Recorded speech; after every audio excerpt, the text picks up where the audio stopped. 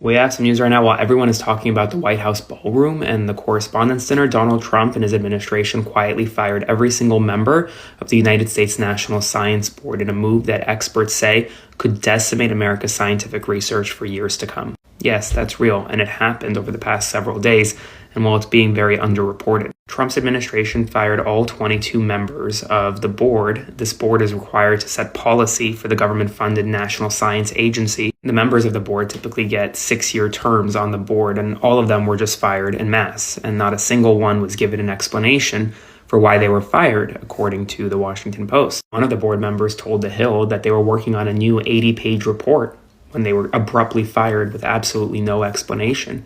And now many scientists and experts are saying by doing this, the president is actively degrading America's scientific research capabilities for years to come.